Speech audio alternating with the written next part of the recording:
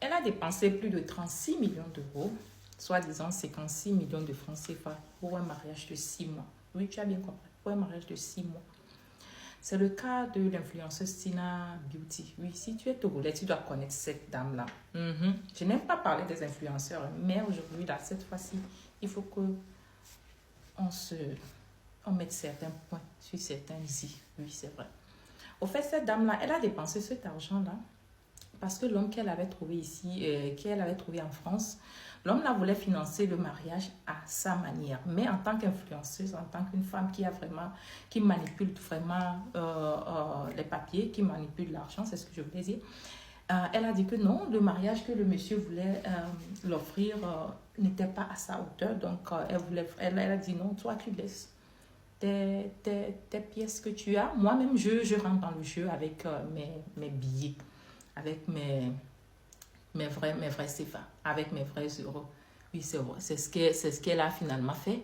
Elle dit que quand le monsieur l'a envoyé la bague de mariage qu'il voulait qu'il lui a proposé à sa manière, parce que c'est un homme qui allait à son rythme, donc le monsieur n'a pas beaucoup d'argent. Donc, elle a dit au monsieur en même temps, non, tu ne peux pas m'offrir à moi, Tina, cette bague, je veux une alliance vraiment à ma hauteur. Donc finalement, en même temps, elle a envoyé plus d'1 million en même temps pour sa bague. Et puis, elle a compris que non, le monsieur là, il ne va pas m'honorer à ma hauteur. Donc, en même temps, elle a laissé elle a pris les devants, elle a tout financé dans le mariage. Donc, finalement, elle était à plus de 56 ou bien 58 millions de francs CFA. C'est cet argent, elle a pris ça au niveau de la banque, elle a pris ça au niveau des microfinances. Donc, oui, comme c'est quelqu'un qui est toujours fidèle, donc la microfinance lui a envoyé juste l'argent. Donc, ce qu'elle va faire, c'est elle qui sait. Donc, on ne lui a rien demandé parce que c'est quelqu'un qui a pris plus que ça. Donc, c'est après juste 6 mois qu'elle est rentrée dans la boue. Et puis, on lui dit, le mari s'est venu installer sur les réseaux pour dire que oui, elle fait quoi, elle fait quoi. Puis, c'était juste, comment l'appelle-t-on? C'était juste la fin du mariage. Donc, c'est pour dire quoi à travers son histoire. Donc, elle a perdu sa notoriété. Donc, elle a pris du temps pour... Juste après ça, elle est partie en prison parce qu'elle a dit des trucs bizarres dans cette affaire de divorce qui l'ont amenée en prison. Donc, c'est à sa sortie de prison. Donc, j'essaie de vous récapituler ça parce que c'est un peu long. L'interview intégrale est sur YouTube, sur une plateforme là que je ne maîtrise pas. Je ne maîtrise pas le nom de là où j'ai vu ça. Donc, c'est juste pour dire quoi?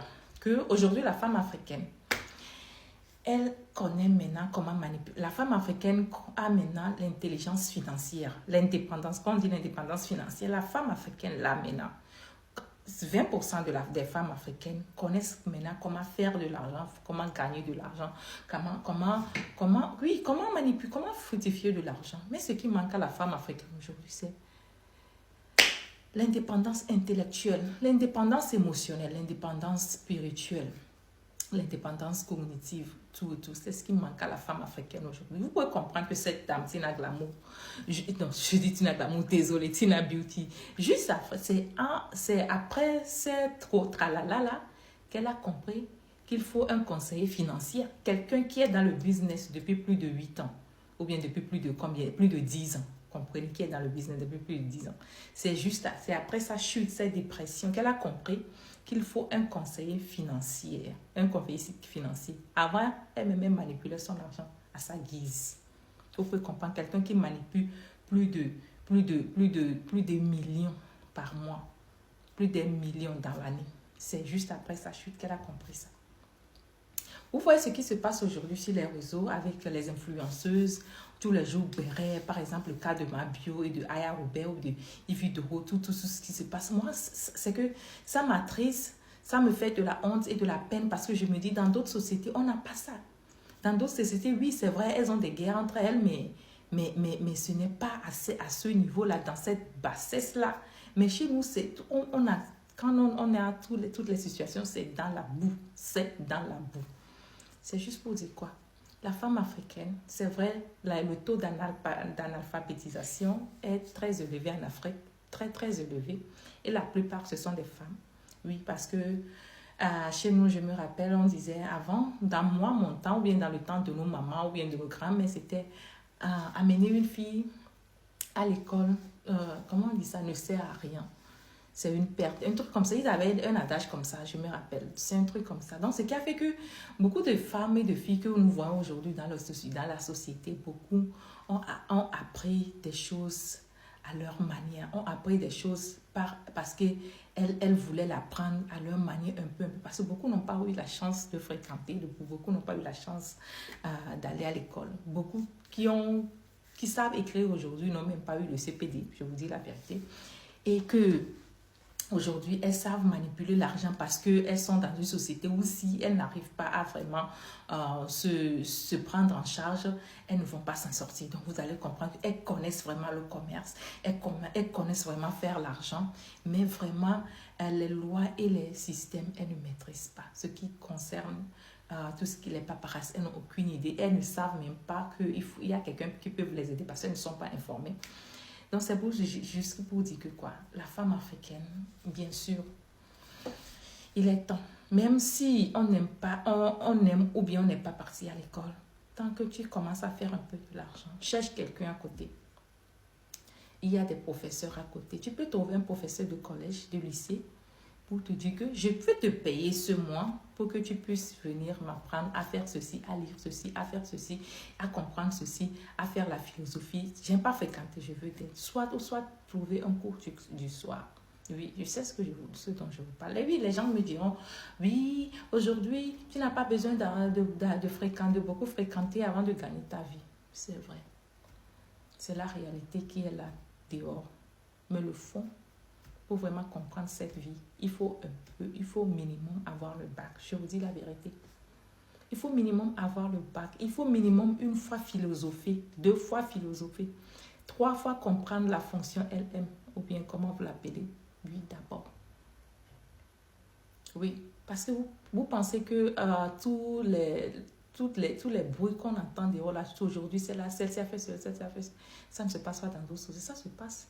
Mais elles savent qu'il y a certains trucs qu'on n'amène pas sur les réseaux. Elles savent qu'il ne faut pas s'attarder sur certains sujets parce que c'est juste une perte de temps et que ça ne correspond pas à ta valeur, ton corps. Il ne faut même pas t'interroger sur ça. Parce que comment vous pouvez comprendre qu'une femme qui fait son truc qui veut vendre ou bien qui excelle dans son projet, l'autre vient en même temps pour casser son projet. Parce que le boycott, quand on parle le cas de Mabio, quand on parle le cas de Tina Beauty, les deux, ce sont des gens qui ont fait des trucs qui veulent vraiment vendre leur truc et progresser. Mais tellement que les gens sont jaloux, les femmes, on est tellement jalouses entre nous. Bien sûr, on se montre que c'est nous qui nous aimons, on s'aime trop, mais c'est faux, hein? Oui, les femmes sont les preuves.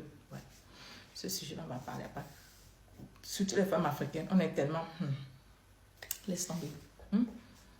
Parce que quelqu'un qui a cette liberté intellectuelle, c'est ça c'est que pour arriver là-bas, ce n'est pas facile. C'est que pour arriver là où l'autre est, faire son commerce jusqu'à arriver là où l'autre est, ce n'est pas facile. Et on veut laisser un monde meilleur pour nos enfants.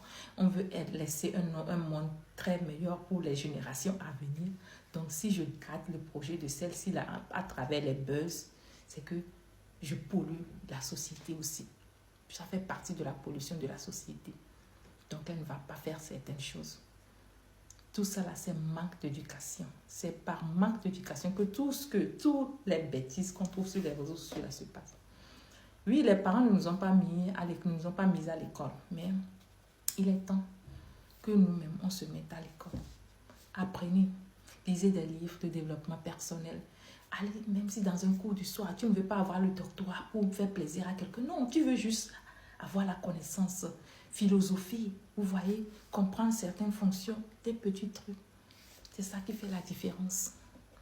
C'est ça qui fait la différence, mesdames. Vraiment. Pensez à vous.